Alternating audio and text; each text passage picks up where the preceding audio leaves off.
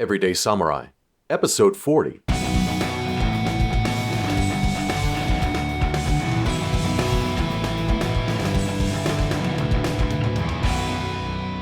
Greetings, friends, and welcome to Everyday Samurai, in service to your liberty and the security of a free state. How are you? Thank you for being here and joining us for another informative and what I hope will be an inspiring episode of exploring practical tools and strategies for building a movement of enlightened warriors skilled in the martial arts and disciplined in the science of political economy, ready to secure liberty for themselves and contribute to a more secure and civil society. You know, Bill Buckley, the one-time icon of American political conservatism, once criticized libertarians for lacking any faculty for strategic intelligence, alleging that mere philosophical discussions failed to apply theories to real-world problems. Buckley was specifically describing the prevailing Cold War dynamics where nuclear-armed superpowers were facing off, at least in the popular consciousness, in a global contest for hegemonic supremacy. The Soviet Union and its Eastern Bloc represented socialism, and the United States, along with its NATO allies and Japan, represented free market capitalism. We know now, of course, that number one, the Soviet Union was merely the best enemy money could buy, as economist Anthony Sutton wrote, and the communist experiment would have ended long before the death of so many millions of people had it not been for massive cash and technology injections from American businesses. These included politically connected Wall Street banks, the Ford Motor Company, and General Electric, to name just a few, all of which was arranged, if not subsidized by, the American taxpayer through the U.S. State Department, particularly in 1921, when the socialists under Lenin had already run out of the Russian people's money, depleted the public treasury, and industrial production had stalled, leaving the country on the brink of exhaustion. Number two, the Soviet Union could never have existed as long as it did, impoverishing hundreds of millions and deliberately exterminating tens of millions over its 70-year history, had it not been for the continued financial and technological support from the United States and its allies right up until the collapse in 1989. Number three, while the U.S. and its allies may have had more freedom and more market-based activity, particularly following the creation of the Federal Reserve monetary system and the New Deal restructuring of federal powers under President Franklin Roosevelt, the West was practicing a form of neoliberalism ever since. This is characterized by private ownership of the means of production in name only, and heavy governmental interventions to control market activity that favors the state and other politically connected firms.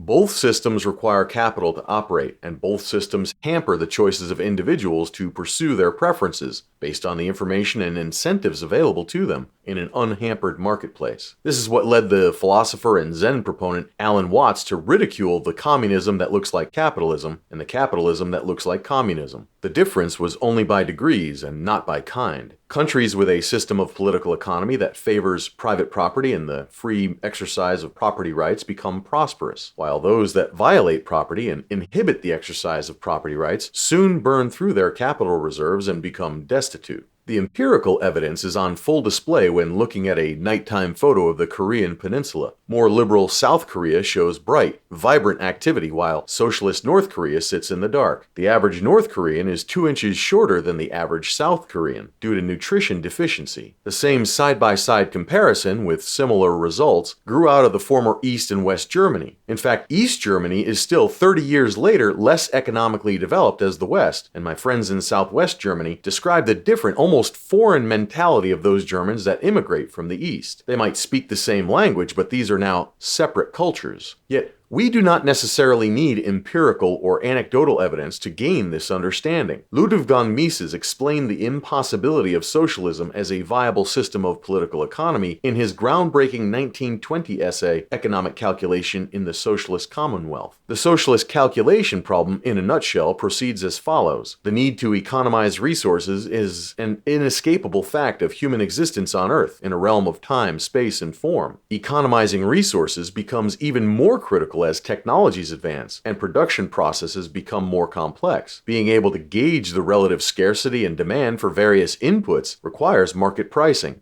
Market pricing can only emerge in an environment where respect for private property allows ownership transfers to occur through the voluntary exchange of goods and resources. In a socialist environment, private property is not respected, and resources are communally controlled by the state or a central planning board. It should also be noted that the term Soviet means governing council, and society in the Soviet Union was dominated by powerful bureaucracies. Therefore, all productive activity and the employment of resources had to be first approved by several layers of governing councils. So, the Soviet industries did produce some things, yet not in an economically efficient way. Because all factors of production are centrally managed, factor pricing could not emerge. The relative value of resources cannot be determined under socialist control. Therefore, no matter how well-intentioned a bureaucrat or central economic planner may be, their productive efforts will always be suboptimal, wasteful in fact, and yield more confusion than customer satisfaction. In sum, the socialist commonwealth will soon deplete their resources and collapse. Using pure economic reasoning allows real political strategists to see the ultimate end of a socialist regime long before the results manifest. This is why I encourage every martial artist to study the science of political economy. It is the highest form of strategy. The economists knew that, left to its own devices, the Soviet Union would implode, and there was no enduring threat. The Soviet Union, because of its socialist management of resources, couldn't even feed its own people without external assistance. Anthony Sutton's research showed that the Soviet Union only survived because of its direct assistance from the politicians that were supposedly fighting it in the Cold War. Rather than building tractors and growing food, because the US supplied the socialists with food aid, Soviet production capacity could be instead directed toward manufacturing weapons and munitions to kill American troops in Vietnam. If policymakers actually adhered to the abundant strategic insights provided through economic analysis, and were actually sincere in their efforts to defeat the Soviet threat, the artful approach, which would undoubtedly be approved by the warrior sage Sun Tzu, would be to let the enemy wither on the vine through their own folly. Bill Buckley neglected this form of strategic intelligence and called for the suspension of civil liberties, the construction of a massive military-industrial complex, and the mobilization of a national security state in order to fight the Soviet Union. The massive bureaucratic monstrosity of Buckley's vision continued to tout the Soviet threat right up until the fall of the Berlin Wall in 1989, and the inevitable dissolution of the Soviet Union in 1991. It is quite ironic, then, that Buckley would criticize libertarians for lacking strategic foresight, while unwilling to admit that the Soviet threat to the security of the United States was a mere scarecrow, propped up by American tax dollars to justify the military-industrial congressional complex.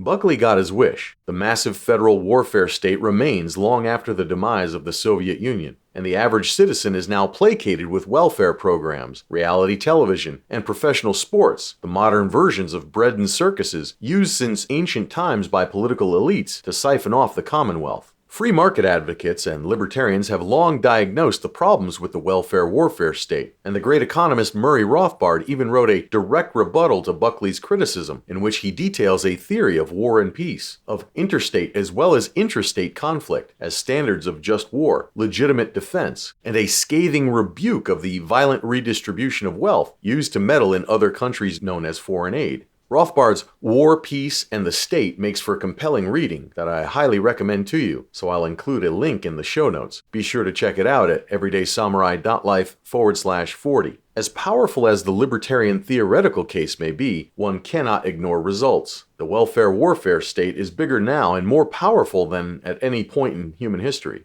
The general government of the United States budget, tax revenue, spending, and debt is unprecedented and almost inconceivable. No fiat currency has ever had such wide circulation as the Federal Reserve note, now undergirding almost the entire system of global trade. And few people can fathom, that is, if they're even paying attention, to the amount of near panopticon surveillance monitoring the average citizen's daily activities without warrant or due process.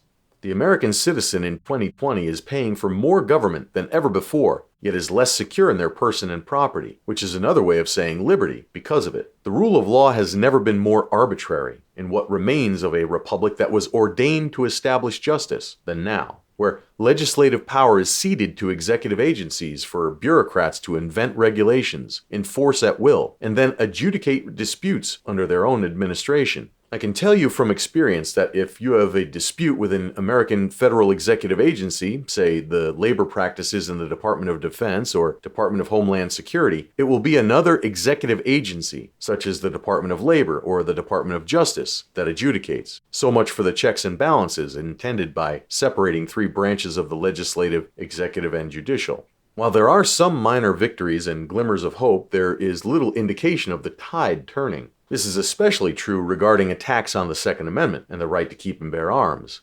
Most supposed gun rights groups are but mere speed bumps laying on the road to serfdom, and like most libertarians, they fail to employ strategic intelligence in their campaigns. By arguing for an individual right and focusing only on the latter 14 words of the Second Amendment, that the right of the people to keep and bear arms shall not be infringed, gun controllers and aspiring tyrants are able to whittle away at what should be an inviolate right with a death by 1,000 cuts strategy. Gun controllers want and often get to license, tax, and restrict the type of arms people can keep, limit the areas people are allowed to bear arms in, or likewise, limit the amount of ammunition they can carry. The strategy of both socialists and gun controllers is mere interventionism. They claim to not want full-blown socialism, at least not right away, and are only asking for common-sense gun regulations. Yet, as Ludwig von Mises rightly pointed out, a middle-of-the-road policy of interventionism leads to socialism, and likewise to gun control. Every intervention upon the principle of private property, including that special class of property known as arms, protected under the Second Amendment, creates unintended consequences and perverse outcomes that lead to calls for more and even more drastic intervention. It is the exact depiction of a slippery slope, and it is on full display in our present circumstances as the countervailing forces of increasing political control conflicts with the human spirit yearning to be free. So long as the human spirit endures, the hope of restoring liberty remains. The question also remains as to how and by what means those yearning for greater security, freedom, and prosperity can move from the present state to one of greater satisfaction. Like all things in life, it requires having a vision. For me, one of the most important things to do to cultivate a vision of greater well-being for myself, my community, and the larger world around me is a mindfulness practice. Having more awareness is crucial for all martial artists, of course, not only to sense threats, but also to stay calm, to see situations clearly, and to react skillfully to whatever life throws at you. Right now, the world needs enlightened warriors well grounded in the principles of martial art and the science of political economy, to be sure. Yet, the best contribution you can make is to bring your best self forward so you can rise above present circumstances.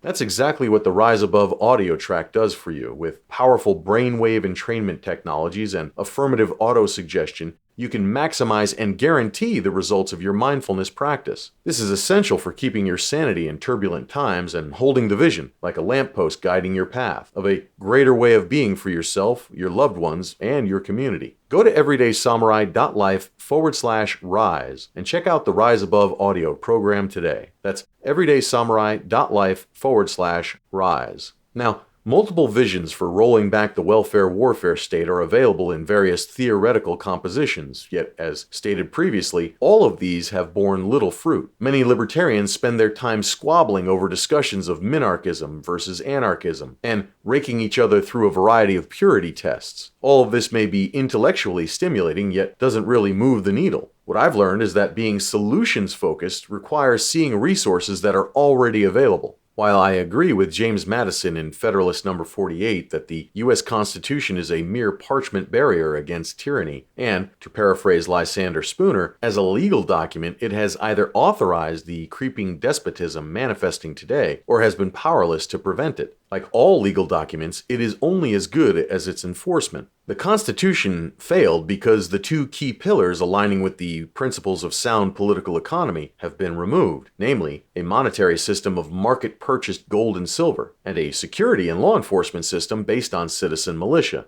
It is the latter part of that formula to which the Second Amendment refers to in stating that well-regulated militia are necessary to the security of a free state. The contract among the people and the states to federate into a republic requires active participation by the citizenry. Every able-bodied citizen, aside from public officials, must be trained to arms, disciplined in the martial arts, and organized to execute the law in order to secure a free state and establish justice. This requirement would apply to self-governing anarchists just as much as it does to restoring a limited minimal state. Somehow, a territory must be secured from invasion, and people must have a law enforcement mechanism to live peaceably among one another. We live in a realm of time, space, and form, after all. This is my question to anarchists. Go ahead and secede.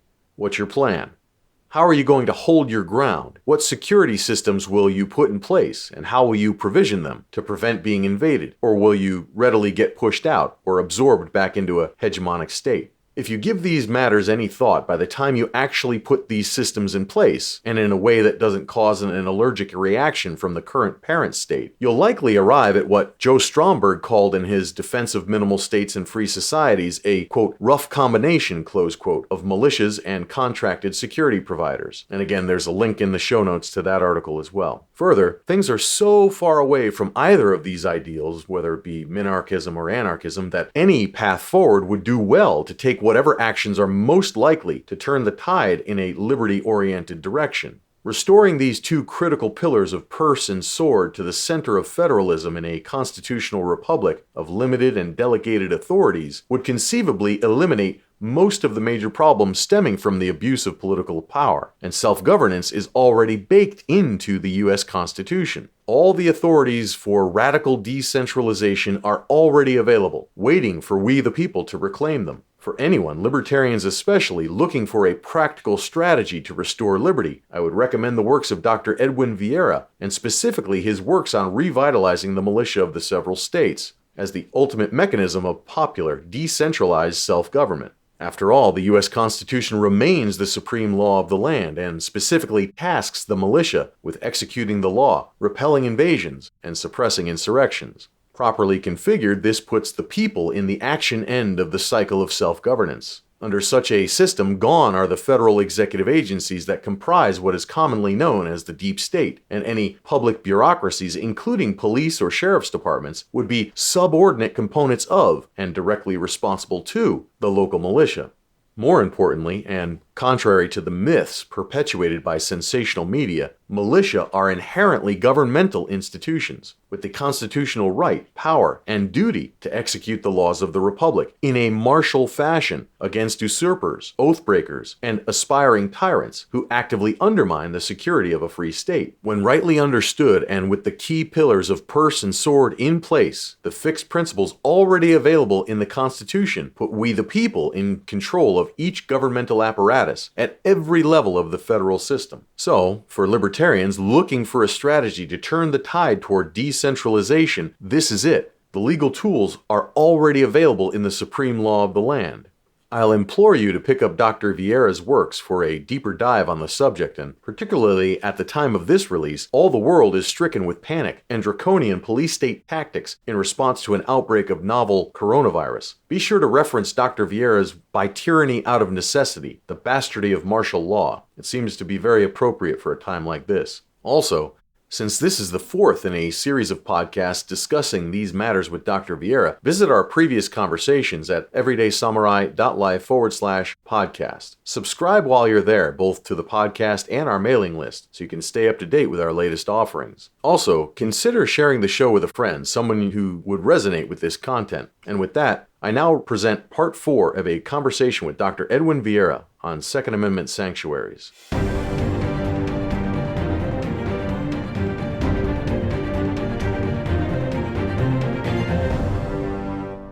You made mention earlier that the Founding Fathers were not libertarians, yet here we come full circle. Local self-governance is really the libertarian ideal, yet liberty carries with it responsibility, and the responsibility to train in a martial art, to be proficient in the use of arms, and to serve your local community is really the best way to bring about that constitutional order and to achieve the libertarian ideal of local self-governance. Would you agree? Well, that's right. And that's right. I used the word libertarian with its kind of anarchistic overtones, right? That nobody can tell me what to do. I'm a sovereign individual and so forth and so on. It's only the free market. I don't have any legal duties to anyone else, really. That type of thing. You see, I see a lot of that. I see that in people who join these private militia groups. That's their attitude. I wouldn't say they're anti-government, they're just, government doesn't mean anything to them. Not a question of positive or negative, it's just there's nothing there. And I think to myself, well, heavens, that's the Founding Fathers, that's the last thing that they would have accepted. That.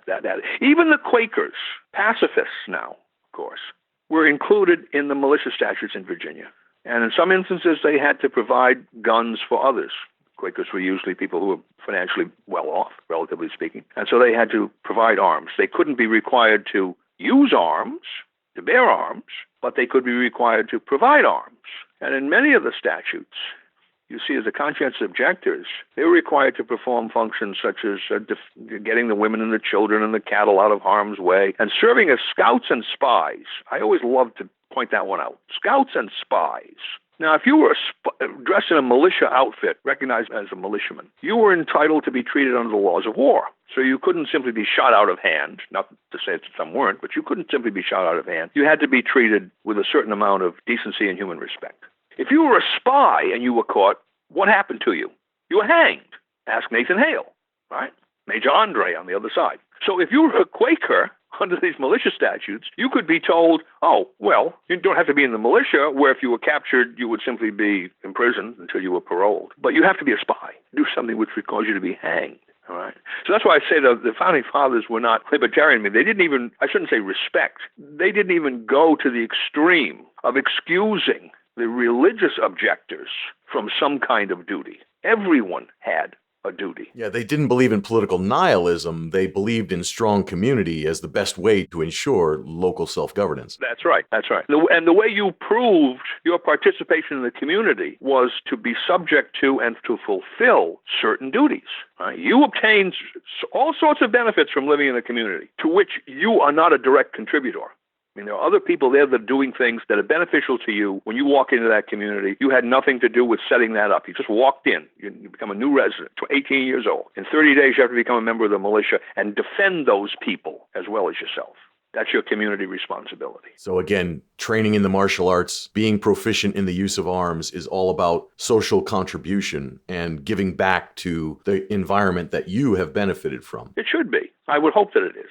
I would hope that that's the way people look at it. We are all in this together one way or the other, right? We may not necessarily like each other as persons, but we all find ourselves in the same boat, and everyone has to contribute somehow to keep that boat afloat. Now, our unfortunate situation is we have people in this boat who are trying to sink it, right? Rule or ruin. If we don't do what they say, they're going to sink the boat. Maybe not intentionally, but they're going to do things that will result in the boat sinking. And they're trying to prevent us from cooperating in a way to maintain this boat afloat. They certainly derive great benefits from decision-making authority over other people's resources, and they get income, remuneration, glory, and status from all this. That's exactly right. Trace this back to ancient times and this kind of system, pyramidal system of power. And I always, people think about it that way. You've got on the back of the Federal Reserve $1 note, you have the Great Seal of the United States with the pyramid and the all-seeing eye at the top. And they say, well, that's a picture of the political power structure, right? You have Washington at the top with the all-seeing eye, and then the states are there somewhere in the middle, and then way at the bottom, there are the localities and the people. And the power is up there at the top. And I like to say to people, the physics of a pyramid, the strength of the pyramid is at the base, not at the apex.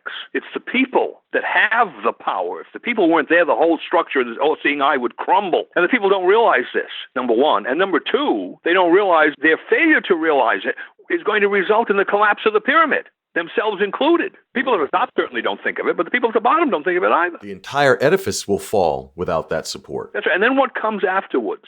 If you look at the periods in history where there were governments/societies that were to some extent admirable, and they went through this whole sequence of corruption, centralization of power, usurpation, tyranny, driving the average citizen away from any participation in government or convincing him not to become involved in the bread and circuses syndrome. And where did they all end up? In collapse. They either collapsed all by themselves, or they collapsed because they were invaded by quote-unquote barbarians, outsiders of one kind or another, or they broke up into divisions. Italy, a classic example of that. Bedlam and chaos. Yeah, eventually. And now it's going to be worse than in the past because because if you think of some of these past societies that were at least semi-agricultural, simple societies, most people were able to survive, if you will, maybe not thrive, but at least survive in conditions that we would consider primitive, but they know how to deal with them. We don't. It's a highly technological society which is terrifically interdependent and therefore vulnerable and fragile. And when major structural elements of it break,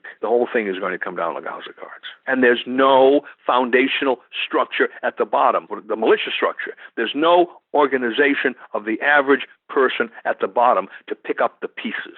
And the Ralph Northams of this world are trying to make it worse. Well, I guess now is the time to reinforce the need for every individual to take that responsibility and to start organizing and insisting that their municipality push up these organizations that are so essential to the security of a free state. That's right. I think the only thing that has to be done there, as I said before, is it has to be done in the context of the particular laws that you have. You finesse the situation. You don't call yourself a militia when you're not actually a militia. You don't engage in certain activities that would cause, how shall I put it, political... provocation. What we look at as provocations, right? And we need the biggest problem here, I think, is there are these large numbers of people in this country who have no idea what you and I are talking about. I mean, literally, no idea. And they tend to swing. They're kind of sitting on the fence. They can swing one way or to the left or the right. And they tend to swing in the Ralph Northam direction when they hear things about public safety, protection of the children, safe schools, the various mantra that are put out by the gun control people. Because they don't know any better. They don't know when they hear these slogans that the slogan is there not because there's reality attached to it, but it's there in order to sway them propagandistically into doing something which in the long run will be not to their benefit or to their children's benefit. But they're there,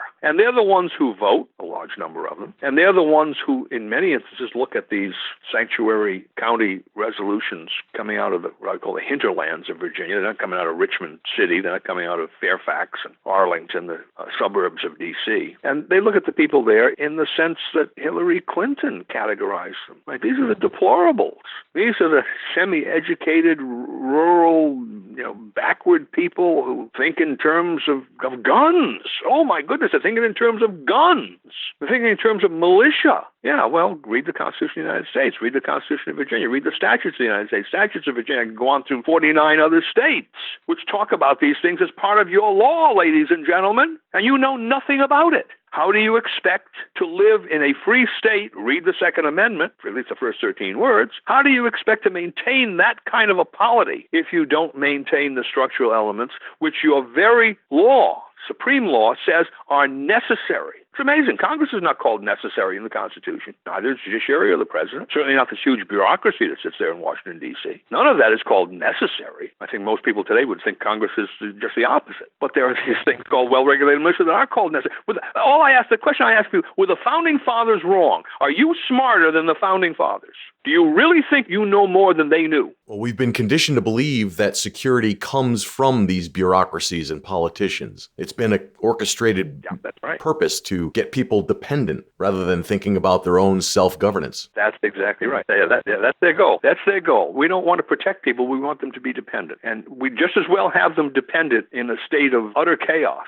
In fact, it's probably even better, as long as they remain dependent. I mean, that's the goal. And they understand. I think this is clear to these people on anti-militia side. They understand perfectly well what would happen in terms of their game plan if, honest-to-goodness, militia structures were to be revitalized in this country. That whole dependency scheme would collapse because people could simply thumb their nose at Washington. We don't need you. We're organized here. I would even take it a step further. I would say that all laws regarding the collection of taxation should be executed by the militia, and the militia could then verify that all laws and all taxes collected thereof must conform to and be in support of a constitutionally delegated authority. So how would they get the money then otherwise? Well, that's right. And that would be true of everything that was presented to the militia to execute, because it says execute the laws of the United States. Well, what is the fundamental law of the United States? It's the Constitution. And any statutes passed by Congress which are in violation of the Constitution are not laws. And who is going to decide that in the first instance other than the people who are actually executing the law, the ones who have to go out and make these laws effective? Or to look in the neighbor's eye and say, you've got to pay. That's right. For this whatever nonsense bill they're passing. That's right. And the neighbor looks back at you and says, Jim, you know as well as I do this is unconstitutional. Right? And Jim is not someone from another state who's been sent in there with an FBI jacket on or something to enforce this law. He's the fellow that lives across the street from you. Just imagine. It's a completely different situation than what we have now. It would really be self-government. And 99 or 95% of the nonsense and chicanery that goes on in Washington and even Richmond would simply disappear. Yeah, they wouldn't dare do it because they know it would be ineffective. Right? If they couldn't make it enforceable because the enforcers simply thumbed their nose at them, what would be the purpose of passing such statutes? Especially given that if you pass that statute and the enforcers, of course, didn't enforce it, at the next election you'd be thrown out. Well, that's the roadmap I think we have to propagate these ideas and hopefully turn the tide of the direction that this country is going, and the state of Virginia as well. Well, I hope that the state of Virginia will, how shall I put it, be a model. And a warning. Well, it's a warning. It's a warning to a certain group of people. It's an exhortation to another group of people. It's a promise to a third group of people. I mean, go down this list of all the manifestations, or significances, should I say, of this manifestation. This was something I don't think anyone expected to happen in the sense of predicting this. We knew that the Democrats, for the first time in a long time, had control of the entire Richmond apparatus. We knew that the legislators were going to follow, at least in general, Northam, and that Northam was a Bloomberg gun control man, and his attorney general is too, lieutenant governor as well. And probably you would say, well, the courts to a large extent might very well go along with all of this because the Fourth Circuit Court of Appeals in Richmond, which has jurisdiction over Virginia as well as some other states, ruled a couple of years ago in a Maryland case in favor of us. It was a pretty broad statute, not as broad as the ones being proposed in Virginia, but a pretty broad statute in Maryland that severely restricted possession, transfer, and so forth and so on of so-called assault firearms. So you look at all the three branches of government there at the state level, and you'd say, well, this doesn't look too good. But I didn't see people predicting that there would be this sudden groundswell. Well, resistance isn't even the word. I mean, repudiation of this kind of legislation. And I was at one of the meetings here in Warren County. I said, we have 36, we probably have 15,000 people. It was almost as if all 15,000 of those adults were in that school auditorium. The place was jam-packed. And that's been the experience all over the state. Huge numbers of people coming out of the woodwork. That gives us hope. I think so. And I think it will give the people in Richmond pause. Right? They're going to have to think this through 2 or 3 times. And I would hope that some people in Washington, D.C., especially over there in the White House, would take a look at this, because D.C. is an adjoining territory to Virginia, right? I think if Mr. Trump wants to, political expression, build his base or whatever, this would be a place to start doing it, because you have a classic example here of extremism of the Democratic Party. I shouldn't say the Democratic Party. It's these Democrats that were elected to a large extent with the carpetbag money coming in from Mr. Bloomberg and that type, and the organizations that he supports. And unfortunately, a large number of Virginia voters who probably turned out at these Second Amendment sanctuary meetings didn't come out to vote. I had the impression that a lot of people thought, well, with Trump in the White House, what can happen? Well, here's what happened. They seem to forget that once the legislature was taken over by the Democratic Party, then with this particular governor in place, it was highly likely that you were going to see extreme gun control proposals put forward. And we have the people standing up. This is exactly what happened with John Murray, Earl of Dunmore. That's exactly the parallel between 1774 and 1775, and now is exactly the same thing, except it was the opposite. I mean, Dunmore didn't want to pass legislation. He didn't want to pass good legislation, renewal of the Militia Act, right? And people turned against him. And then he started on his high horse, calling out the militia on his side, declaring Patrick Henry an outlaw and so forth and so on. He ended up on a British warship in the Chesapeake Bay. He ended up as an exile, went to New York. So it's just interesting. This 1775 once again, the wheel of history turning the way it often does. And it's also a reminder that we, the people, have the power to exile these rogue officials. That's exactly right. But we have to do it correctly. I mean, they did it correctly then, and we have to do it correctly now. And so you don't want people that are advocating violence and overthrow and all this other stuff. They're mostly agent provocateurs anyway. This has to be done in a constitutional fashion, and there is a way to do it. And I think if it's done that way, large numbers of people who are at the present ignorant of these matters and are sitting politically on the fence are going to realize, oh, wait a minute, my future security, my future prosperity, and that of my family, my children, and so forth depends upon our going in a different direction from what these Democrats want to do. Because it's not just a question of guns.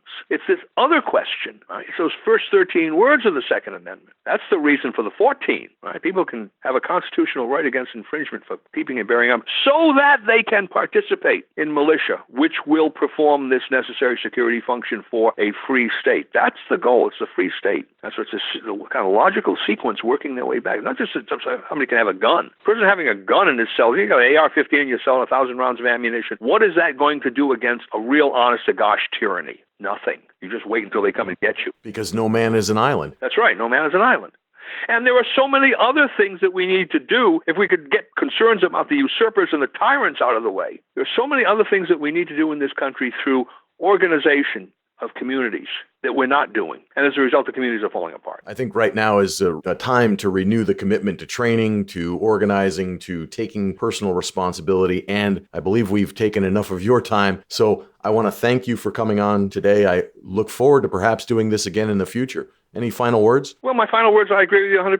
The first step is this individual step. And he has to realize he's doing this not simply for himself, but for his family and his community. And in the long run for the country as well, because we are all together in this. We all sink or swim together. Once again, thank you, Dr. Vieira. I appreciate your time. I look forward to seeing you again. I hope so. Thank you. Friends, we hope you've enjoyed this episode of Everyday Samurai and look forward to seeing you next time. Be sure to subscribe so you'll never miss an episode. Like and share the show with someone you think would resonate with our message of securing a free state and personal liberty through the dual path of martial arts and the science of political economy. If you like what you've heard here, please give us a 5-star review on Apple Podcasts or the podcatcher of your choosing. That is one simple yet really great way that you can help spread the word and build momentum toward building a community of enlightened warriors in service to liberty. Remember, you can supercharge the results of your mindfulness practice, so essential to your health, happiness, and success, with the Rise Above audio track. Get yours today at an incredible 80% discount